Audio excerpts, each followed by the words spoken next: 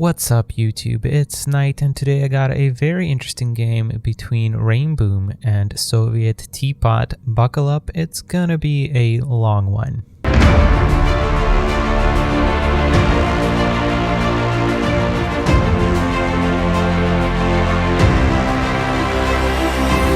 Let's go ahead and start with our introductions. We've got Rainboom spawning at the top of Teapot Island versus Soviet Teapot on the bottom. Let's go ahead and introduce our players once again. Well, not once again, but let's go introduce, starting with Rainbows and Unicorns, the first half of Rainboom. Starting off with one air factory by the looks of it, sending in a quick scout and doing all the mass things. Her teammate is the other part of Rainboom, Carboom, and he's spawning over here on the right hand side with 3 land factories. Looks like he's going to be being fairly aggressive as his teammate has scouted his opponent. Our yellow Aeon commander is Daika, who has started with 2 air factories. Very, very good. And finally we have Maxing spawning as our green Aeon commander, opening up with Harvogs as well, with a triple land factory. So not very many of you have watched the versus Foxtrot 2v2. I know my channel is not really known for making those 1v1 games. Or sorry, 2v2. It's known for 1v1 mostly. But I do encourage you guys to watch the 2v2s. The first one in particular was very, very interesting. And this one is as well, obviously. And it is a longer one, but I thought that I had to cast this one. So it's gonna be non-characteristically long, I think.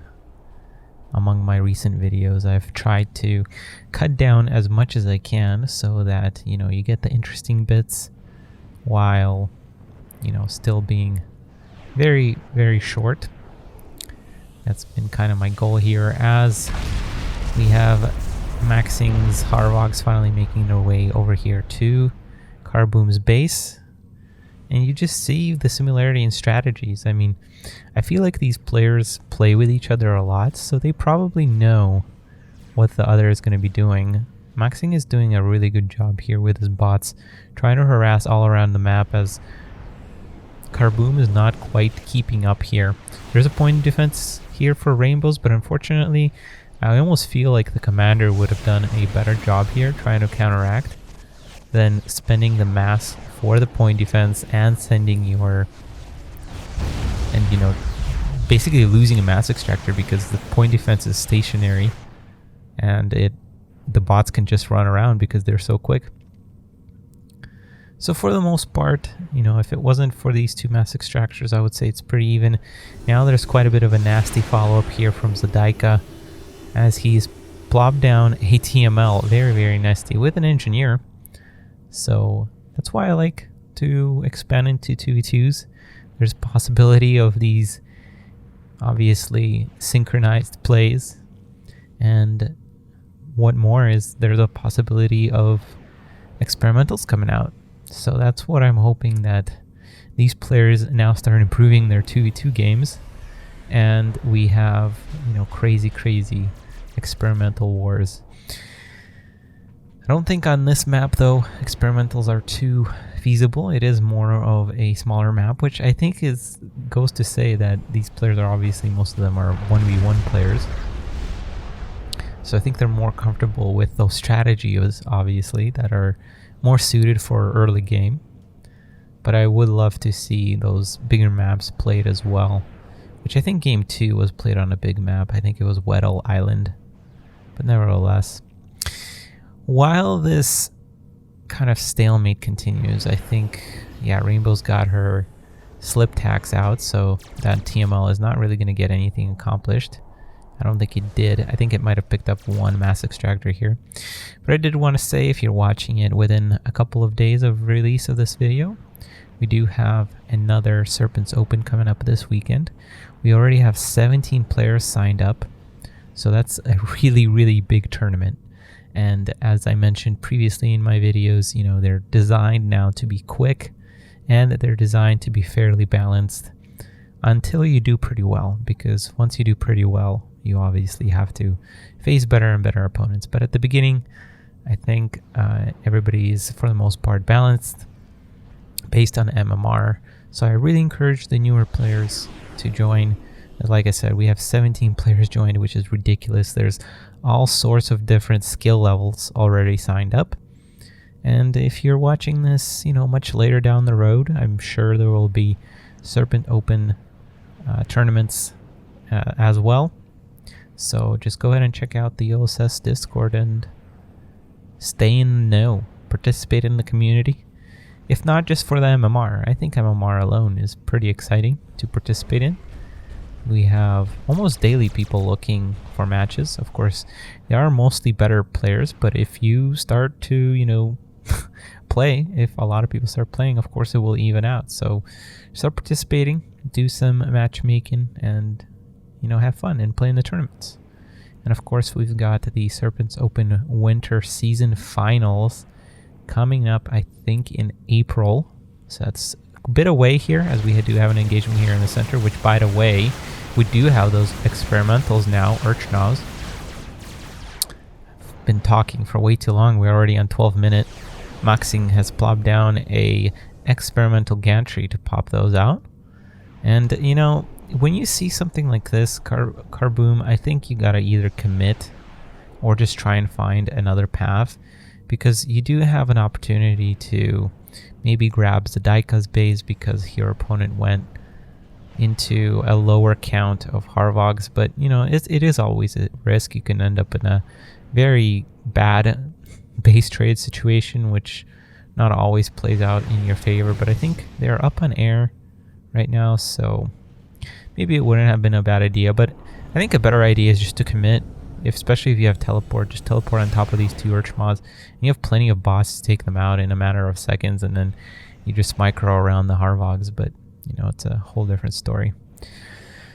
So yeah, basically, if you have not heard, the season finals will be like mini invitational tournaments.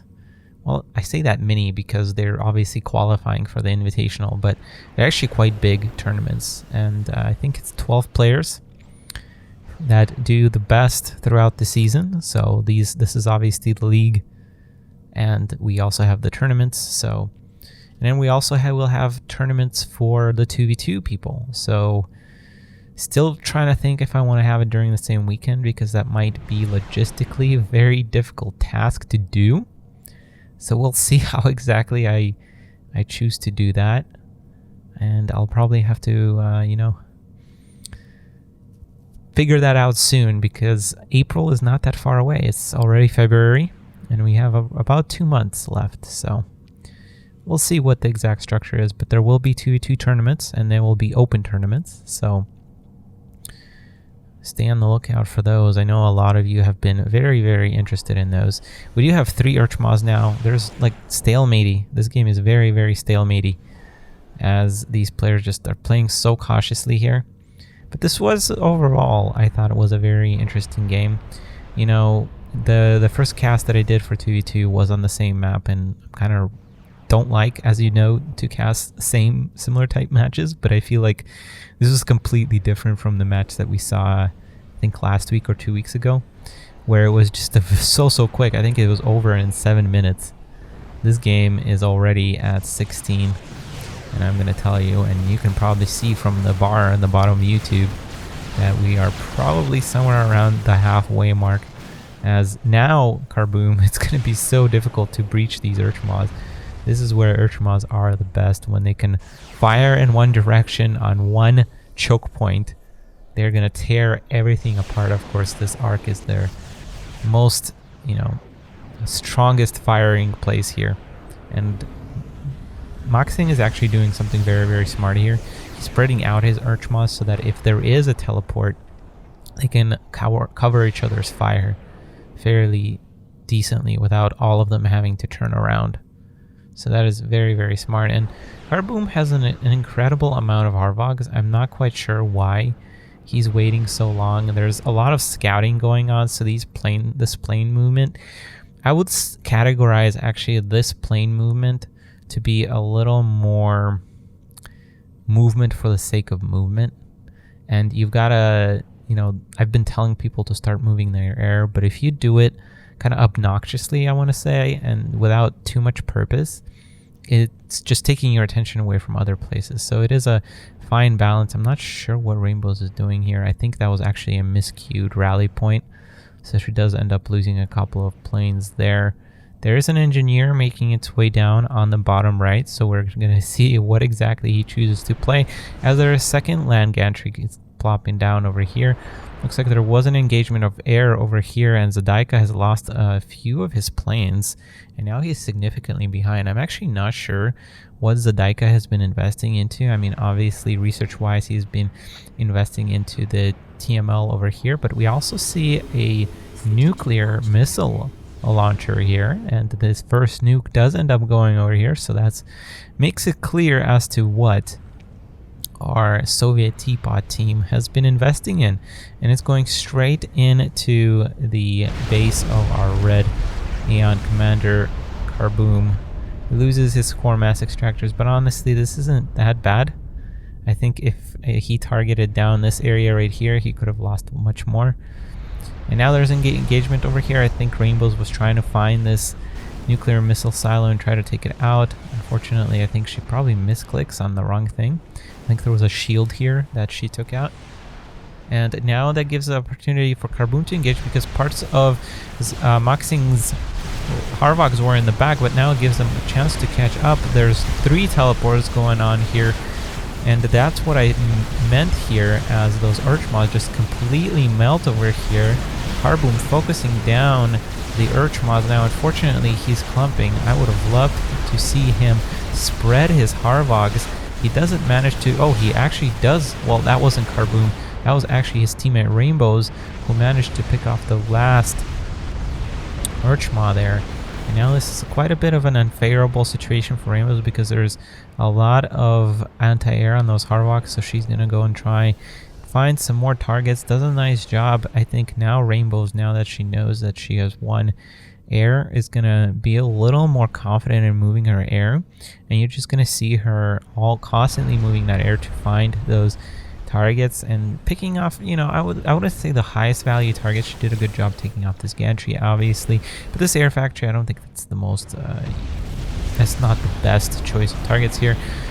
Does target down the Urchmon, not quite. I don't know if maybe she got blocked by the cliff over here, but doesn't manage to quite take enough of HP down for Rainboom to engage, so Rainboom backs off. And the flares are gonna actually help a lot here, doing a nice job picking off another land gantry. But the problem is there's still, our Soviet team, Teapot team, is still heavily investing into these experimentals and nuclear missile silos and the higher tech units and structures, while Rainbows and Rainboom rather, should just say that, is really investing into spam, essentially. So we do have the battle of the two archetypes that we often see in team games of spam versus quality, although we do see both kind of bland players have gone into a little bit more of spam, but of course Maxing has those Urchmas, which do fairly well against bots, I do have to say. And now we have, oh my goodness, what are these called? The pull-and smashes coming out for Zadaika, which is actually the perfect counter to spam if you get enough of these.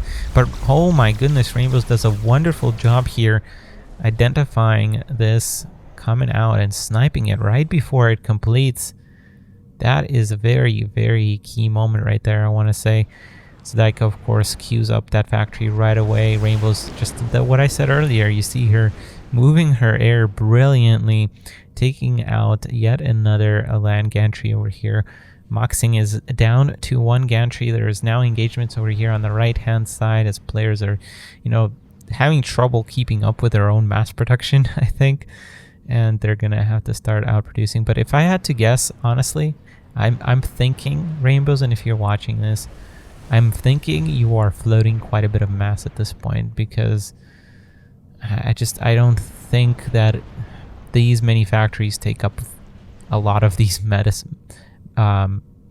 mass extractors. So that might be one thing to take into account when you're reviewing your strategies. For sure, I think, well, let's see. Let's do a comparison here really quick. So we have 9 land factories from Rainboom. We have actually 10 factories from Maxing. And of course, Rainboom did lose his base to the nuke, but still, I don't think the difference should be that big for, you know, Maxing to be able to afford extra land factories and be able to produce land gantries, and out of those land gantries as well. The first pulse smash does make it out. It was half bake here, which I think is the right decision. It can get healed as it sits there, so half baking a pull and smash is actually not too bad. And it is gonna start, well, it can't yet because it's not unfolded for some reason. Can it be healed when it's, yeah, of course it can. So I'm not sure why it wasn't unfolded here. And now it's going to be a little more difficult no, I mean, Rainboom still has a lot of spam, so unless there's, you know, 3 or 4 more of these pull and smashes, I don't think they have to be too scared about this. It does have an insanely powerful firing rate on this pull and smash. Look at that. I mean, we are looking at a +3 speed, but that is still very, very impressive. So that is why I say 3 or 4 of them can do quite a bit of damage. Now Rainbows is picking, I would say, a little bit better her targets here, focusing down the mass extractors. And again, I love her movement this game. She's doing very, very well. Gunships making their way out as we are continuing to transition further and further down into the game. We do see actually another nuclear missile launcher built on the bottom right of the map. Very sneaky there by Zadaika. So we'll see what he chooses to target next. Of course, I honestly, I just don't think there are very consequential targets right now for a nuke unless you manage to land it on one of these armies. But then again, you have a very, very low chance of doing that. Rainbows continues to snipe down experimentals and experimental gantries. As okay, this guy is still alive. I'm not sure why he's still freezing, because he's fully healed. I thought that went away, but regardless, there is now 2 pull and smashes, and Rainbows is not really prioritizing them, which is surprising.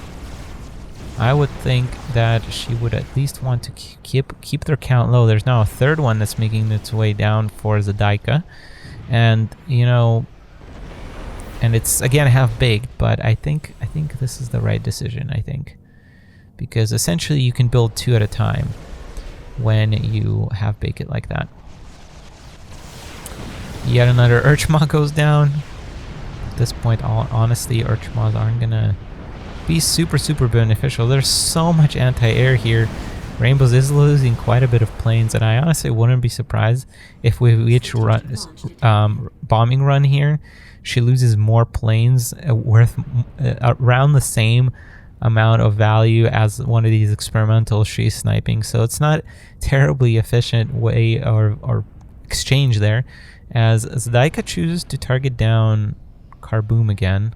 Oh, he's targeting down that nuclear missile silo as well. So I mean, yeah, I think it's a little bit more important to keep nukes off the team at the top, off Rainboom, than the bottom team, because the bottom team seems to have a very turtle-like position. Their buildings are much more clumped, and not to mention that they have more higher value targets and stationary experimentals. So I guess I agree with that decision. Try to keep the nuke off the map, and you're still doing a little bit of damage here. Although, what is that? Only 1 mass extractor has gone down. Rainboom is engaging over here. We do see electroshock being researched from Maxing now, which is a really good choice, I would say, especially against bots. But the problem is that these bots are now just so vetted, and they have shields, and there's so many of them that it doesn't matter. And Maxing is not doing the greatest of jobs teleport countering his opponent as his bots just completely melt over here. The thing, okay, I'm still very, very confused as to why this is still freezing. Because I thought once you healed it, it doesn't freeze anymore. So maybe I'm missing something. If that's the case, it will always freeze no matter what. If you have Bake It, then maybe baking it is not such a great idea. But nevertheless, they're still doing quite a decent job. Like I said, versus spam, when they have this many numbers, if you manage to protect them, which they're not really doing right now, but if you do manage to protect them, they actually do a very, very good job. Overall, I think this blob is being reduced very, very nicely here by the Soviet Teapot team. We do see gunships finally engaging now. Unfortunately, there's not enough gunships here to really do much. And especially because these ACs, oh, well, they are underwater, but I think the gunships can still get them. The gunships do back off. Maybe because they're in water, they don't actually see them. So that might actually be the case there. As Maxing's base just completely gets demolished by the spam. So there is another nuclear missile silo being pointed out by Rainbows, no doubt. Maxing is unfortunately above ground here. Oh, there's probably a teleport that I missed. And there is a teleport for Rainboom though. Oh my goodness. That Pullen Smash just melts away as Maxing gets picked off as well. And honestly, Zadaika doesn't have too much here, and he does control K as well. Very interesting game. I think I really much enjoyed it, despite it being almost 40 minutes long. I did enjoy watching this one quite a bit. I did enjoy all the experimentals that made their way out. I think both teams could have probably done better. Ultimately, I don't think experimentals are the greatest choice on this map because you have so little mass points on this map. You can't really spam out too much, and these choke points just make it difficult for most experimentals to operate. But nevertheless, it was a very enjoying game. I think Rainbows did a marvelous job. If it wasn't for Rainbows' ability to move her air around and snipe those high value targets, I think obviously the Rainboom team would have lost a very quick game. But nevertheless, well played by both teams. Let's go ahead and jump to game 2 and see what happened there. Game 2 was played on Weddell Islands, with both our teams choosing double UEF factions, and both teams starting off with an air player and a naval player. Of course, this being a larger map, you do need to have at least one air player. I think is what I found to be more successful on this map. Soviet Teapot, however, wasted no time moving their ACUs down towards their opponent, and despite having less submarines, they are able to draw a lot of fire off their opponent's subs, and have a very nice engagement here at the top of the map. Despite Rainboom overpowering their submarines, Soviet Teapot are able to reclaim the rest of the submarines and actually keep back Rainboom from pushing down towards their base, with their navies going to the back of the island to pick off the remaining mass extractors, and an engagement in the center that goes very heavily in their favor. The team of the Soviet Teapot are able to win game 2 and force a draw with Rainboom. 1-1. If you're still watching, give a thumbs up to this video. If you liked the video, leave a comment. If you loved the video, please subscribe. And if you are blown away by it, check out my Patreon page. This has been Nite. Take care and peace out.